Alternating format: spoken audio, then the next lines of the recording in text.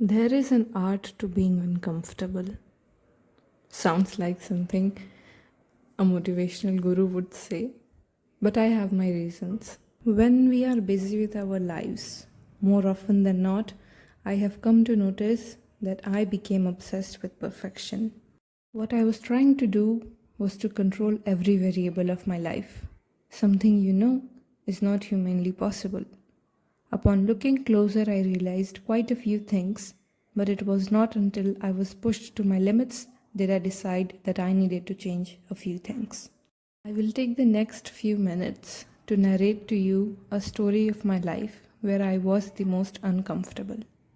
In November 2024, I traveled to a different state for a 3-week program, which ended up being extended for 4 weeks. To provide you a little backstory, I have never traveled to anywhere without my parents, let alone stay in an entirely new state for a month. It was a pretty big deal for me because for the first time in my life, I was by myself. I was pretty confident about my visit, but the moment my father left me at the hostel, the reality of my situation started to set in. I started to unpack my things, settle into the room, and then retired for the day. For the first time, I had a room to myself. I did not have to share it with my sister. But if the story were this simple, I would not be here narrating it to you. Let's go a little back in time. When we had just arrived in the city, we were required to report at the center. I hadn't thought much of it, but when I saw it, I was paralyzed in shame and fear. If it weren't for my father already halfway through the door, I would have retracted my steps. Because when I was standing in front of a 3-story, well illuminated building, all I could replay in my mind is that I am not meant for here, and seeing the other kids hanging around the institute with its uniform, I felt out of place and unworthy.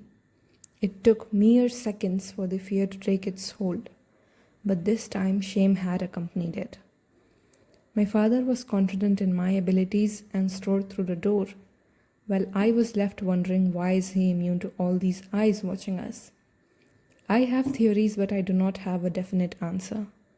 Maybe it was because he has grown mature enough to keep his state of mind above others' criticism, or maybe because it wasn't him who was going to be tested there. And to add to my list of reasons as to why I should not be here, we were late. I had already missed 2 of my 3 classes for that day. However, I had informed the management beforehand because our train was delayed and we had to take a cab, that too for 80 kilometers. I still dread that ride because there were no direct trains connecting us. We were fine with it and said to report as soon as I reach in the city. But when we sat down with the employee responsible for the admission or management of the course in general, he wasn't too thrilled about it and said that I should join in on the second phase of the course that would take place in December. Any ounce of confidence that was left in me flew away. I looked at my father and he insisted on putting me in this one because we could not wait another month. The arrangements were made with this course in mind. Upon a lot of convincing by my father, he agreed, but fired a lot of questions and remarks my way. I could feel my voice getting smaller and smaller with each one. I was on the verge of crying, but hopefully I was allowed to join in from the next day and asked to report at the institute at 2:30 p.m.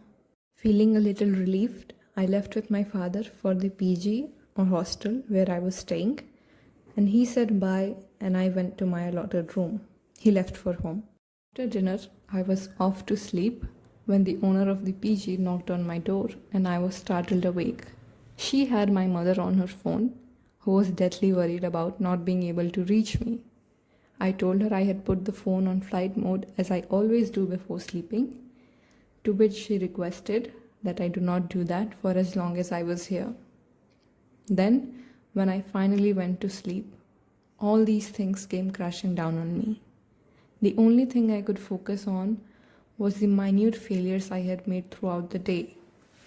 The if-onlys filled my mind up, and frustrated, I cried myself to sleep. The next day, however, I was determined to set the record straight. So I arrived at the institute on 2:20 p.m. by the bike as the helper at the PG was kind enough to drop me off. As I was entering, I realized I did not know which room to go to and asked at the front desk. Two things happened there. First, I was 20 minutes late because the class started at 2 p.m. And second, my mock interview was scheduled for today and I had neither prepared for it nor was in the right attire. I walked to the classroom, this time angry, because why was this information not provided to me when I was here yesterday? The next emotion that followed was embarrassment. Being 20 minutes late to class was mortifying. I was gathering the courage to push the door open when another person, who was also late, went in and I tagged along. The teacher did not comment, neither did the students, but there was another shock waiting for me there. Everyone was in either the uniform or in the formals for their interview, whereas I had my t-shirt and my pant on. And all of a sudden, the t-shirt I had spent so long looking for felt like the least flattering thing on this planet. I took a deep breath in and sat down next to a girl and tried to bring my attention to the thing that actually mattered at the moment, the class. Since I was at the fourth number in the interview, I figured I could just have my clothes delivered from the PG and be ready by the time my number comes up. So I ended up texting my mother to contact the owner of the PG, a really sweet woman, and have my attire delivered as it was a 5-minute drive. I could not call her myself because I was obviously in the middle of the class and thought my mother would be able to better present what I was trying to say. And then I went on with the class because I thought I had solved the problem. In between my two classes, there was a 10-minute break where I called my mother to tell her what had happened today. And I kid you not, she said that she did not understand the text I had sent her 2 hours ago. It took listening to just this and tears were threatening to come out. And my mouth started closing down on me. I did not want to say anything to my mother, more like I was not capable of even saying anything to my mother, and managed to just say, I will deal with it. But she understood that I was about to cry. I dialed ma'am with the same shaky voice and asked her if she could have it delivered from my room. She, by God's grace, agreed without any hesitation or problem and had it delivered. My interview went well and I got remarks about my performance, and hence ended my first official day as an independent girl. I know it is nowhere near what I had imagined, but it was what I got. And maybe that was the entire point. Over the course of the next month, I was consistently put in situations where I was uncomfortable, asked to narrate a story I was not confident about, not because I was afraid of public speaking, but because I thought their stories were better than mine. Forced to cross a road by myself where I thought I was surely going to get hit because so many people were crossing at once. Asked to speak in front of camera where I had lost all my public speaking skills. Asked to speak louder in the group discussions, making me conscious about my voice and whatnot. I was at my limit. But I had one mantra that kept me going on. Focus on myself. I am here to learn and I will learn, even if it means getting embarrassed. And I got the results at the last week of the course. I had started speaking confidently again, learning to put my opinions in the group discussions, and was praised for my efforts. And you know what amazed me the most? The last part did not matter at the end.